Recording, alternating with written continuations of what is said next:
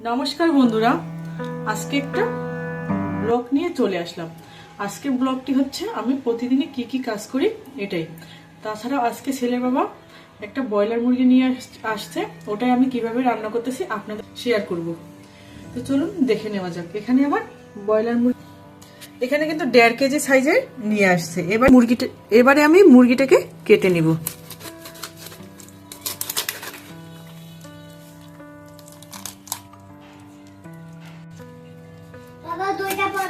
যেহেতু ব্রয়লার মুরগি আমার বাসায় অতটা খেতে চায় না, তাই আমি কিন্তু বড় বড় পিস রাখবো না, আমি ছোট ছোট পিস করব।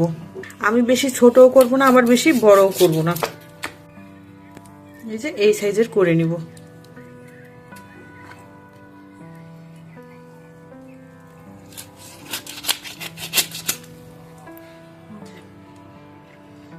মাংসটাকে আমি কেটে ধুয়ে পরিষ্কার করে জল ঝরিয়ে নিয়েছি। এবারে মাংসটাকে আমি ম্যারিনেট করে নিব। এই জন্য মাংসের মধ্যে দিয়ে দিব 1/2 চামচ গোলমরিচ গুঁড়ো, 1 চামচ লবণ, 1/2 চামচ হলুদ গুঁড়ো আর 1/2 চামচ মরিচ গুঁড়ো। এবারে দিয়ে দিব 2 চামচ রান্নার তেল।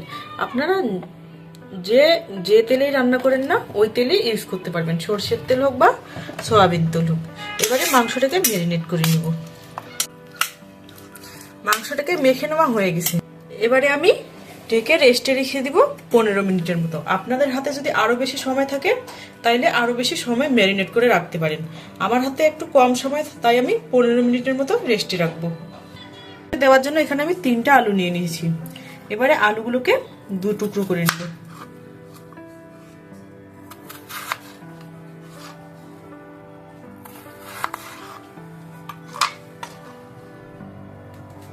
মাংসের মধ্যে আলু না খেলে আবার ভালো লাগে না, তাই আলুটা অবশ্যই দিতেই হবে। এটা দিলে ছেলেও মাংস অতটা পছন্দ করে না, আবার আমারও ভালো লাগে না। কেন হচ্ছে, আমি মশলাটা এবারে তৈরি করে নিব। এই জন্য এখানে পেঁয়াজ কুচি নিয়ে নিয়েছি, রসুন আর হচ্ছে কাজু বাদাম আর কয়েকটা চিনে বাদাম, সবগুলোকে আমি মিক্সিং জারের মধ্যে দিয়ে দিব।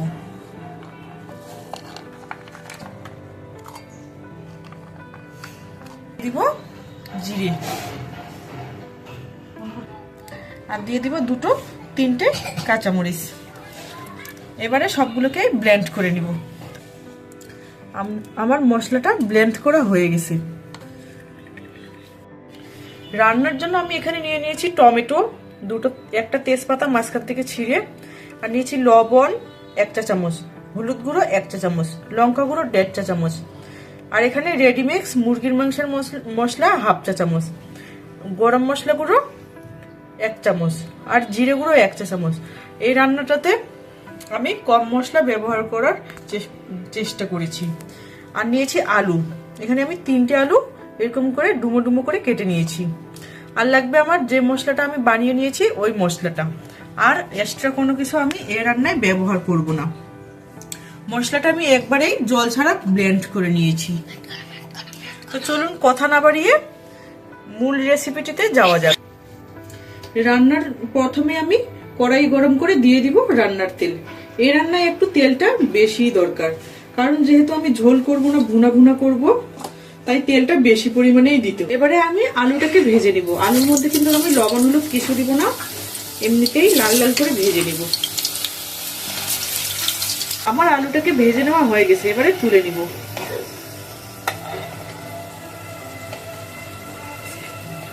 দুটো তেজপাতা, 2 টুকরো দারচিনি, 2টো সাদা এলাচ আর একটা লবঙ্গ ভেজে নিব 30 সেকেন্ডের মতো, যতক্ষণ না পর্যন্ত একটা ফ্লেভার আসতেছে। আমার 30 সেকেন্ড ভেজে নেওয়া হয়ে গেছে। এবারে দিয়ে দিব পেঁয়াজ কুচি। আমি পেঁয়াজ কুচিটা দেখাতে ভুলেই গেছিলাম। এবারে পেঁয়াজটাকে ভেজে নিব। যেহেতু আমি বাটা মশলায় পেঁয়াজ ব্যবহার করেছি, তাই আমি এই কুচনো পেঁয়াজটা একটু কম দিলাম। আপনারা চাইলে এর থেকে বাড়িয়ে বা কমিয়ে নিতে পারেন। আপনারা যেরকম পরিমাণ মাংস রান্না করবেন ওরকম পরিমাণে পেঁয়াজ রসুনটা দিয়ে দিবেন। পেঁয়াজটা কিন্তু আমার অনেক নরম হয়ে এসেছে। এ পর্যায়ে আমি দিয়ে দিব বাটা মশলাটা, বাটা মশলায় আমি কোনো কিন্তু জল ব্যবহার করিনি, তাই আমার বাটা মশলাটা একবারেই গ্রেভিটা অনেক ভালো আছে। এবারে বাটা মশলাটাকে দিয়ে বাটা মশলাটাকে ভেজে নিব। আর অ্যাড করব 3 টুকরো টমেটো। টমেটোটাকে আমি ভুলে গেছিলাম ব্লেন্ড করার জন্য।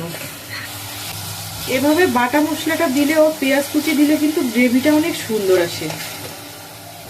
আমার এই রেসিপিটি ট্রাই করে দেখতে পারেন। আমার এই রেসিপিটি ভাত, পোলাও বা রুটির সাথে কিন্তু খেতে অনেক ভালো লাগে। তো অবশ্যই বাসায় ট্রাই করে দেখতে পারেন।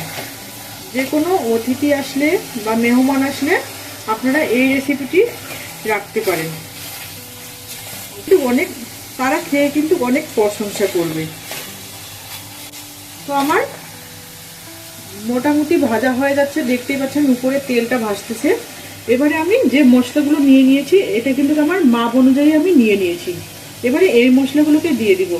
আপনারা যতটুকু পরিমাণ মাংস নেবেন ততটুকু পরিমাণ কিন্তু মশলাপাতি ব্যবহার করবেন। এবারে মশলাটাকে সব মশলাগুলোকে আমি কষিয়ে দিব। তো আমার কড়াইয়ে লেগে যাচ্ছে, তাই অল্প পরিমাণে জল দিয়ে মশলাটাকে কষিয়ে নিব। আর এ পর্যায়ে কিন্তু খেয়াল রাখবেন চুলার আঁচটা একেবারেই মিডিয়াম টু লোয়ে রাখতে। জল দিয়ে আবারও আমি কয়েক মিনিট কষিয়ে নিব। আমার কিন্তু মশলাটা কষিয়ে নেওয়া হয়ে গেছে, দেখতে পাচ্ছেন উপরে তেল ভাসতেছে। এ সময় আমি দিয়ে দিব মুরগির মাংস। আমার কিন্তু 15 মিনিটের বেশি ম্যারিনেট করে রাখা হয়ে গেছে। আমি এখানে মুরগিটা আমার ছিল 1.5 কেজির মতো, তো এখানে আমি 1 কেজির মতো নিয়ে রান্না করতেছি, আর আধা কেজির মতো রেখে দিয়েছি, ওটাকে সেলের জন্য ফ্রাই করে দিব। তো এবারে মুরগির সাথে মাংসটাকে ভালোভাবে কষিয়ে নিতে হবে। এ পর্যায়ে দেখতে পাচ্ছেন মাংসটা কিন্তু এখনো রান্না হয়নি, কালারটা কতটা সুন্দর এসেছে। এ পর্যায়ে কিন্তু চুলার আঁচটা লয়ে থাকবে, লয়ে থেকে মাংসটাকে এরকম করে মশলার সাথে কষিয়ে নিতে হবে। আর এ পর্যায়ে যদি হাই হিটে জাল আঁচ দিতে চান তাহলে কিন্তু তলায় একবারেই লেগে যাবে, আর মাংসটার স্বাদ অতটা ভালো আসবে না। তাই আপনারা যতটা মাংস রান্না করার সময় অবশ্যই চেষ্টা রাখবেন চুলার আঁচটা ব্যালেন্স করে রাখার। মাংসটা আমার কষিয়ে নেওয়া হয়ে গেছে, প্রায় আমি এখানে 5 মিনিটের মতো কষিয়ে নিলাম। এবারে আমি দিয়ে দিব ভেজে রাখা আলু। এবারে আলুটাকেও মাংসের সাথে মিশিয়ে নিবে, যেন আলুর মধ্যেও মশলাপাতি ভালো মতো ঢুকে যায়। আর নাড়তে হবে কিন্তু অবশ্যই অল্প হাতে, যেহেতু এটা ব্রয়লার মুরগি কিন্তু অল্পতেই ভেঙে যায়।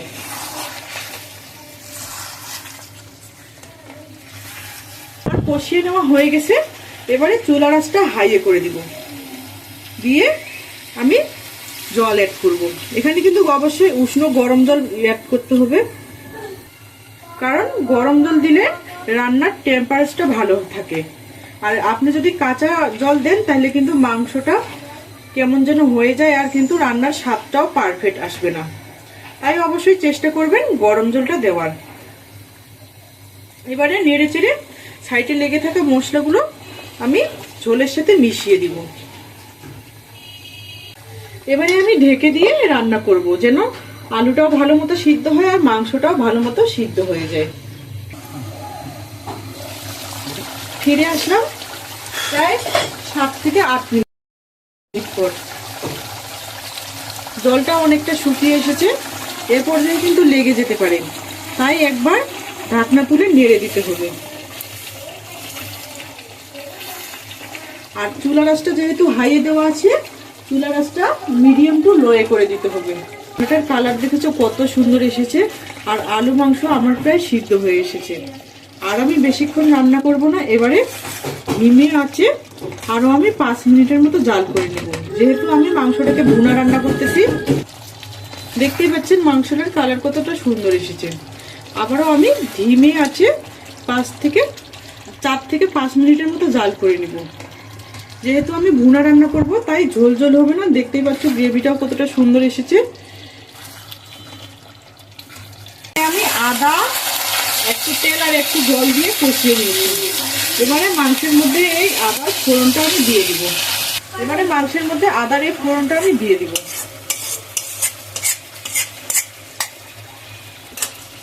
দিয়ে জাল করে নিব আরো কিছুক্ষণ।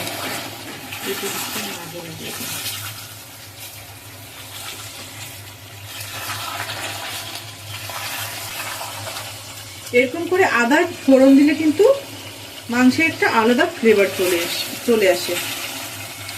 খেতে কিন্তু খারাপ না, ভালোই লাগে। আপনারা অবশ্যই ট্রাই করে দেখবেন। আর রেসিপিটি কার কেমন লাগতেছে কমেন্ট করে আপনার মূল্যবান মতামতটি জানাবেন। তো হয়ে গেছে, তো আমার 4 মিনিট রান্না করা হয়ে গেছে। আর ঝোল গ্রেভিটাও কিন্তু এরকম মাখো মাখো থাকবে। তো আজকের রান্নাটি এ পর্যন্তই। দেখা হবে অন্য কোনো রেসিপি নিয়ে। ততক্ষণে ভালো থাকবেন, সুস্থ থাকবেন। Thank you for watching my video.